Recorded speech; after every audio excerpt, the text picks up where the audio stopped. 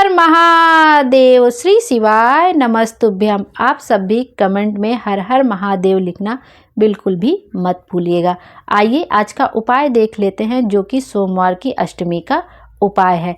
इस बार सोमवार की अष्टमी साल की आखिरी सोमवार की अष्टमी है, जो कि 23 दिसंबर दिन सोमवार को पड़ रही है। बिल्कुल यह मौका हमें चूकना नहीं है। पंडित जी तो कहते हैं कि जो सोमवार की अष्टमी पर उपाय किया जाता है, अगली सोमवार की अष्टमी आने तक वह हमारी मनोकामना जरूर से ज़रूर पूरी हो जाती है। आइए अब सोमवार की अष्टमी का यह एक उपाय देख लेते हैं, जो कि 31 वाला उपाय है। सोमवार की अष्टमी का लोग इंतज़ार करते हैं, क्योंकि सोमवार की अष्टमी के दिन किया गया 31 वाला उपाय कभी भी विफल नहीं जाता है। पंडित जी ने बताया है कि यदि आप यह उपाय कर लेते हैं तो आपकी जो भी मनोकामना होती है वो ज़रूर से ज़रूर पूरी होती है। यह उपाय कौन से लोग कर सकते हैं? जिनके जीवन में बहुत तकलीफ हो, कोई कार्य पूर्ण नहीं हो रहा, बहुत दिनों से किसी काम में लगे हुए हैं लेकिन काम नहीं बन रहा है, सफलता नहीं मिल रही है। सफलता के लिए हम बहुत अधिक प्रयासरत है, बहुत मेहनत भी कर रहे हैं, अपनी मेहनत पूरी कर रहे हैं, लेकिन सफलता नहीं मिल पा रही है। आपकी कोई मनोकामना है जो बहुत दिन से अटकी पड़ी है, आपने बहुत सारे उपाय करके देख लिए लेकिन आपकी वो मनोकामना पूरी नहीं हो रही है, तो मनोकामना पूर्ति के लिए, सफलता के लिए, रोग से मुक्ति के लिए, किसी भी चीज़ के लिए आप यह 31 वाला उपाय कर सकते हैं। यह उपाय बहुत ही चमत्कारिक है। जो भी यह उपाय करता है सच्चे दिल से, उसकी मनोकामना जरूर से ज़रूर पूरी हो जाती है अगली सोमवार की अष्टमी आने से पहले। और ये तो हमारा सौभाग्य है कि हमें 2024 में ही एक बार फिर से सोमवार की अष्टमी मिल जा रही है, कि हमारा ये साल ख़त्म होने से पहले अगले साल में ही हमारी सारी मनोकामना पूरी हो जाए। तो आइए अब उपाय देख लेते हैं कि हमें इसके लिए क्या क्या सामग्री चाहिए और यह उपाय कैसे करना। इसके लिए चाहिए आपको 31 मूंग के दाने, 31 चावल के दाने और 31 बेलपत्र। 31 मूंग के दाने, जो हरी वाली खड़ी वाली मूंग होती है, वो आपको 31 मूंग के दाने लेने हैं और 31 चावल के दाने लेने हैं। चावल का दाना पूरा आखा चावल का दाना लेना है। 31 आपको अलग से बिल लेना है, कहीं से टूटा फूटा ना हो, खंडित ना हो, क्योंकि भोले बाबा को कोई भी चीज़ अपूर्ण नहीं चढ़ती, उन्हें हमेशा सब कुछ पूर्ण चढ़ाया जाता है। तो वो हमें भी पूरी कोई भी चीज़ देते हैं, जो हमारी मनोकामना होती है वो पूरी करते हैं, वो पूर्ण ही पूरी करते हैं। तो 31 मूंग के दाने भी तो टूटे फूटे जल्दी नहीं होते, लेकिन देख लीजिए कहीं खंडित ना हो, टूटा फूटा ना हो। 31 मूंग के दाने अलग कर लीजिए, 31 चावल के दाने अलग कर लीजिए और 31 ही आपको बेलपत्र लेने। 31 मूंग के दाने, 31 चावल के दाने और 31 आपको बेलपत्र लेने। ये उपाय आपको सोमवार के दिन करना है। और एक बात का विशेष ध्यान रखना है कि सोमवार के दिन ही आपको बेलपत्र नहीं तोड़नी है, क्योंकि सोमवार के दिन यदि बेलपत्र तोड़ी जाती है तो हमें उसको पुण्य तो कम मिलता है, पाप बहुत अधिक मिलता है। तो सोमवार के दिन बेलपत्र भूल से भी नहीं तोड़नी है। आप एक दिन पहले ही बेलपत्र तोड़ के रख लीजिए, या मंदिर में बेलपत्र चढ़ी हो तो आप उसको भी उठा के धुल के प्रयोग में ला सकते हैं। और बेलपत्र वगैरह कभी भी बासी नहीं होती है कि हम पहले से कैसे तोड़ के ला लेंगे, ऐसा कुछ भी नहीं होता। अपने मन में ये बिल्कुल भी शंका मत लाइएगा। आप एक दिन पहले, 2 दिन पहले बेलपत्र तोड़ के रख दीजिए। आजकल तो सबके घर में फ्रिज होता है, तो आप, मौसम भी ठंड का है तो आप फ्रिज में रख सकते हैं, या बिना फ्रिज में भी रखेंगे तब भी आपका बेलपत्र हरा ही रहेगा। ऐसा नहीं कि 10 दिन पहले तोड़ लीजिए, लेकिन 1-2 दिन पहले तोड़ लीजिए। बस सोमवार के दिन बेलपत्र को नहीं तोड़ना चाहिए, वो बहुत अधिक पाप लगता है। तो सोमवार के दिन बेलपत्र मत तोड़िएगा, उससे पहले ही बेलपत्र तोड़ लीजिएगा। या मंदिर में निर्माल्य के पास बेलपत्र रखी हो या मंदिर पर चढ़ी हो तो आप वो बेलपत्र धुल के भी प्रयोग में ले सकते हैं। अब आपको क्या करना है, चावल 31 चावल के दाने ले लेने हैं, 31 मूंग के दाने ले लेने हैं और 31 बेलपत्र ले लेनी है। सबको आप अपनी थाली में सजा लीजिए। और जो 31 बेलपत्र, आप चाहें तो सभी बेलपत्र पर पीला चंदन या लाल चंदन, घिसने वाला चंदन मिल जाए तो बहुत अच्छी बात, नहीं तो जो डिब्बी वाला है फिर वही लगा दीजिए।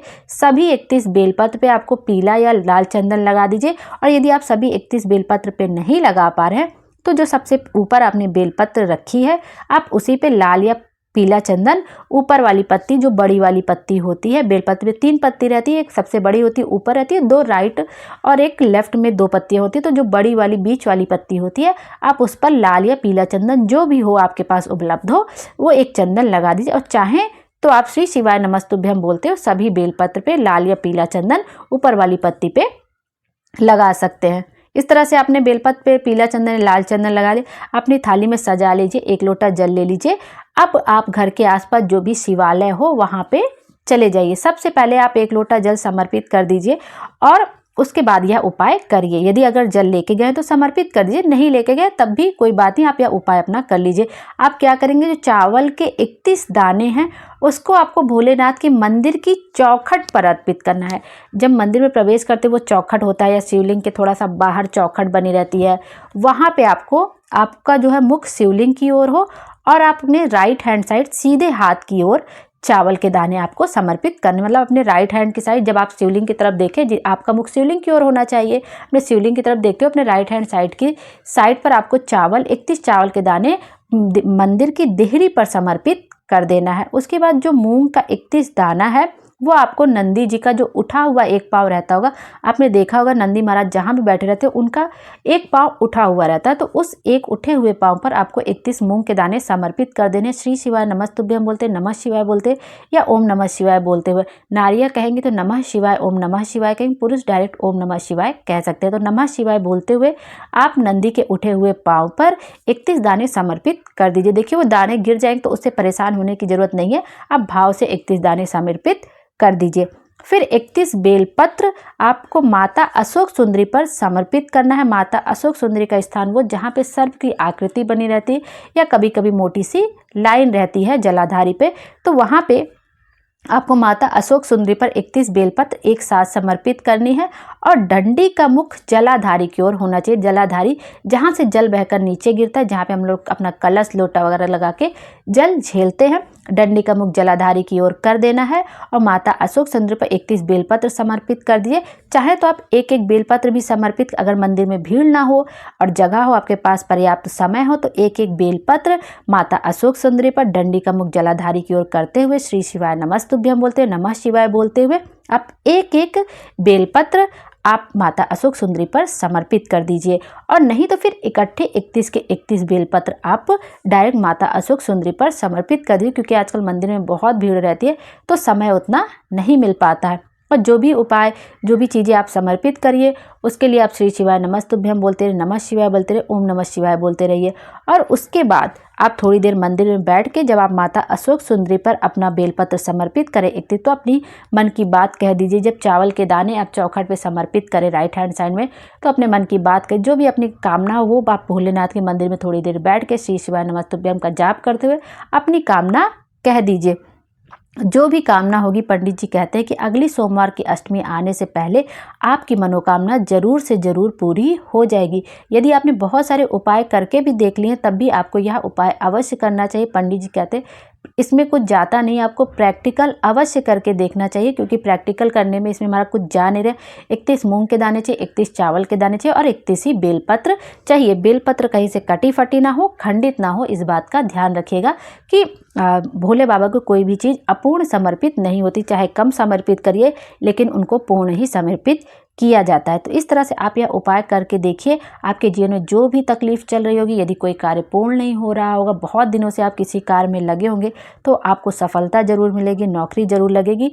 बस पंडित जी ने कहा कि आपको अपनी मेहनत पूरी करनी है, मेहनत में आपको कमी नहीं करनी है, बाकी आपको सब कुछ भोले बाबा के ऊपर छोड़ देना। सोमवार का अष्टमी का दिन बहुत ही शुभ होता है और लोग उसकी प्रतीक्षा भी करते हैं उपाय करने के लिए, भोले बाबा का पार्थिव शिवलिंग बनाकर पूजन करने के लिए, क्योंकि अष्टमी के दिन किया गया जो भी उपाय होता है, जो भी मनोकामना होती है, वो भोले बाबा अवश्य ही पूरी करते हैं, क्योंकि अष्टमी के दिन भोले बाबा बहुत अधिक प्रसन्न रहते हैं। आइए अब दूसरा उपाय देख लेते हैं, जो कि यह सोमवार की अष्टमी का ही उपाय है। इसको भी आप किसी भी मनोकामना के लिए कर सकते हैं, सफलता के लिए, नौकरी के लिए, मनोकामना पूर्ति के लिए। आपको क्या करना है, 5 वृक्ष की पत्ती लेनी, किसी भी 5 वृक्ष की आप पत्ती ले सकते, पीपल, बरगद, आम, कनेर, बेलपत्र के वृक्ष की पत्ती, जो भी आपको मिल जाए वृक्ष की 5 वृक्ष की पत्ती लेनी है और एक सफ़ेद फूल लेना है जो भोले बाबा को प्रिय है, जो उनको समर्पित होता है। पारिजात का फूल भूल के भी नहीं लेना है, क्योंकि पारिजात का फूल आपको लेना है, केतकी का फूल आपको भूल से भी नहीं लेना है, क्योंकि वो भोले बाबा को समर्पित नहीं होता है। केतकी को श्राप मिला हुआ है कि वह फूल भोले बाबा को समर्पित नहीं होगा। पारिजात का फूल तो भोले बाबा को बहुत अधिक प्रिय है, आप उन्हें समर्पित कर सकते हैं। 5 वृक्ष की पत्ती लीजिए, कोई से 5 वृक्ष की पत्ती ले लीजिए और गुड़हल के पेड़ की पत्ती ले लीजिए, आम हो गया, पीपल हो गया, बरगद हो गया, कनेर हो गया, बहुत सारे वृक्ष की 5 पत्ती ले लीजिए। किसी भी वृक्ष की 5 पत्ती ले लीजिए, एक सफ़ेद फूल ले लीजिए और सबसे पहले आपको माता अशोक सुंदरी पर स्पर्श कराना है। और उसके बाद आपने 5 पत्ती ले ली, उसके ऊपर एक सफ़ेद फूल रख लीजिए और सबसे पहले माता अशोक सुंदरी के स्थान पे आपको स्पर्श कराना है। उसके बाद शिवलिंग पर निर्मलेश्वर महादेव का नाम लेकर, निर्मलेश्वर महादेव का नाम लेकर, निर्मलेश्वर महादेव का नाम लेकर आपको शिवलिंग के ऊपर समर्पित कर देना। यह उपाय सिर्फ इतना ही है, आप किसी भी मनोकामना के लिए कर सकते हैं। भोले बाबा आप सबकी मनोकामना जरूर पूरी करेंगे। श्री शिवाय नमस्तुभ्यम, हर हर महादेव। भोले बाबा हम सबकी मनोकामना पूरी करें और हमारे जीवन को खुशियों से भर दे। Thank you.